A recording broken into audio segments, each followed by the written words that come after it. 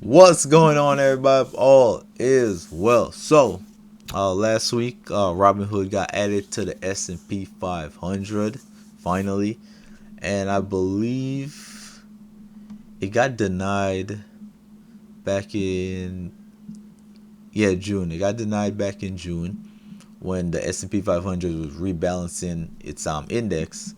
At that particular point in time, it added Datadog and DoorDash to their index, and they rejected Robinhood.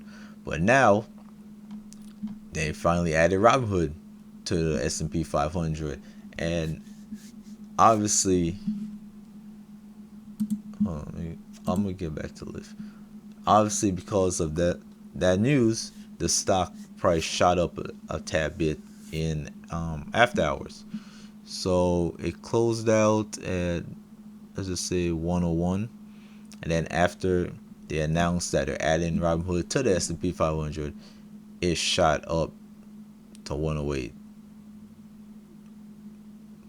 So now in pre-market, it's sitting at 109.44. No, up 8% in pre-market. So I believe this is obviously great news, and now the investors on Wall Street most likely is going to be buying up shares of Robinhood now that it's a part of the S&P 500.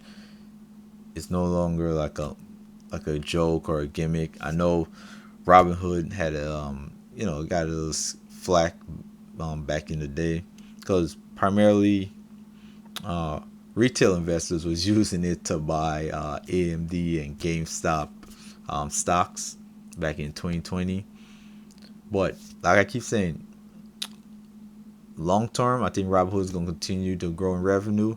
Um, like I know that have a sketchy past.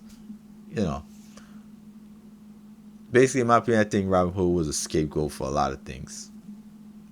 But nevertheless, the user interface on Robinhood is very simple, very seamless. Not a lot of stuff on the screen, and it's easy to navigate. You know, I like it. So obviously now it's in the SP 500. In my opinion, this stock will continue to grow in share price long term. Will it pull back? Absolutely, just like anything else. And now this is, like I said, you see it pop up 8%. Wait for a pullback. It's gonna pull back eventually, you know. But yeah, and moving on to Lyft. Lyft is up. Uh,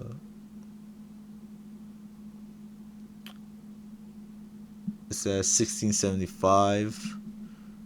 Currently, there's another stock I believe long term will increase their revenue year over year, and obviously the 52 high is 1906. Let's round it up to $20. It will eventually run back up to that $20 mark, and when it breaks $20, it'll continue to run further. Obviously, it's not going to shoot straight up to $20. It's going to run up. There will be pullbacks, but those pullbacks are just opportunities to you to require it when it's sitting there at $16.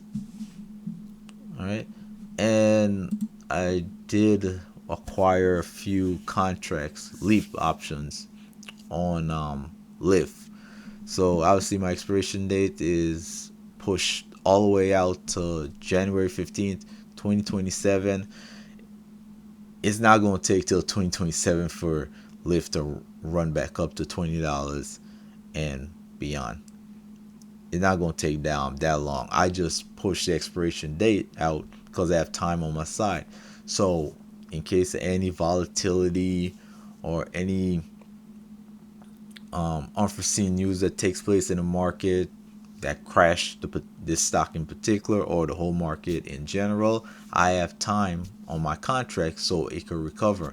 Not only that, let's say some unforeseen happens, it pulls back, I could buy more of the same $15 call option at a lower price, and that will also bring down my average cost. My average cost is 550 right now.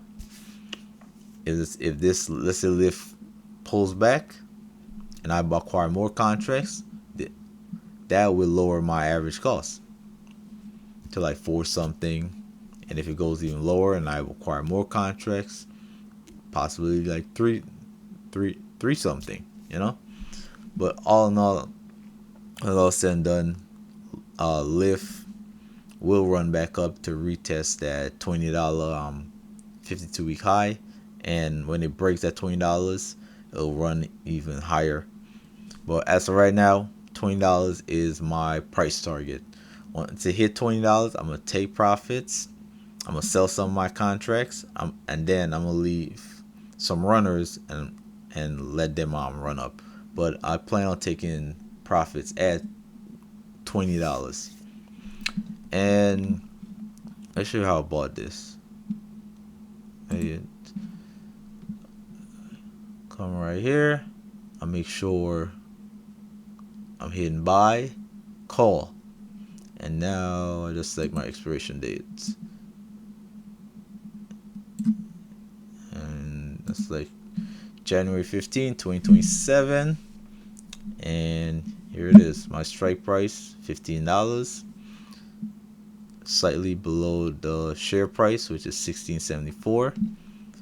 And also keep in mind, this call option on Lyft is not $5.30 because each contract is times 100. Each contract contains 100 shares of Lyft. So one contract, one $15 call on Lyft with my expiration date set out to 2027 is actually $530. And also click here. Oh, the delta is 0.71, or I say 71 delta. That's a really good delta. Anything above 54 is really good. 80 is perfect. 71 is not that bad because like I said, I have time on my side. This contract does not expire till 2027. All right. And also, I don't have to hold this contract till 2027. Let's say Lyft shoots up next week.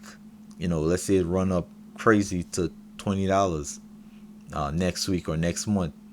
Right then and there, I could sell it. I don't have to wait until 2027. I just have that expiration date pushed out because I'm paying for time. I have time on my side, so I could sit back and just watch it do its thing. If it comes down lower, I could acquire more contracts. If it runs up, cool. I could sell some contracts, take profits, and let the rest run. But yeah, that's why I like leap options, especially not a leap option in just any stock. A leap option in a quality company that has been beaten down for quite some time. You look at AMD.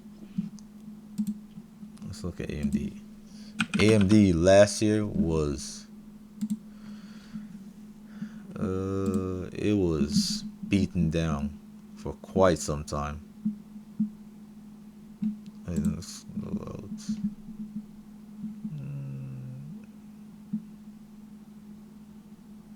Yeah, right here. Wait, let me go. Yeah, right here. Yeah, April it was at $78 dollars. So back in 2024 it was at 171, and from that point on, it just been falling through the floor. It just been severely being beaten down, suppressed, and it just kept falling, till it finally hit rock bottom at $78. And if you got in a call option, let's say a January 17, 2026 call option on April 8th, 2025, man, that contract printed some serious money. Because remember, April this year, it was at $83. That was slightly lower. No, 78. It was at 78. You bought a call option for January 2026. Man, that contract is printing money hand over fist, because it went from $78 to currently sitting at 151. Because keep in mind, like I said, each contract is 100 shares. I mean, that's some serious money to be made right there. And also and that 78 call on AMD, it would been cheap back then.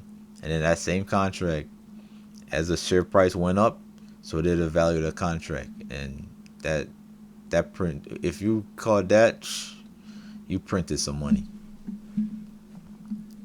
But yeah, but that's another reason I like call options. It does not take long. It does not take long at all.